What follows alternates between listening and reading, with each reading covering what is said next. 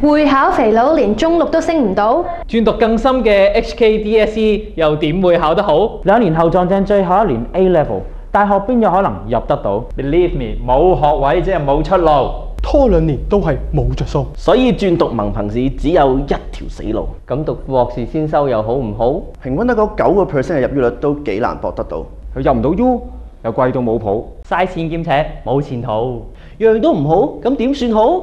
康橋教育幫你鋪晒路，直升大學計劃保障高，讀 HND 入學考試課程最好。完成評估之後，升讀英國高級國家文憑 HND 夠霸道。學術評審第5級數，全球認可有前途。本地大學又有機會升到。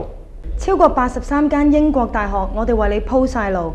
牛津大學都有機會入到，有幾間更加 confirm 100% 升得到。一讀就升 Year 2或者 Year 3，你話幾好？親身飛去英國讀1年又好，遙距學費平一半就更好。好處仲多到有排數，唔使考試，壓力就自然冇。雖然考試有難度，係倫敦大學俾分數，但係有康橋名師全力教路。Project 一肥佬再做過實 pass 到。英文唔好要考 IELTS， 有我喺度6分點會冇？心理學證書有深度，設計演藝傳理亦都各有各好。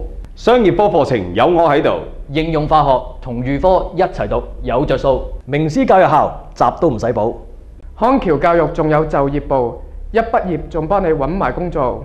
所以話副學士有咩好？教統局都話轉讀 DSE 唔太好，仲使乜原地踏步啊？向前看先至有前途。轉讀 HKDSE 一方面高難度，另一方面考 DSE 都未必考得好啊。不過有康橋直升大學計劃，仲使乜攬住個水泡啊？嘻嘻。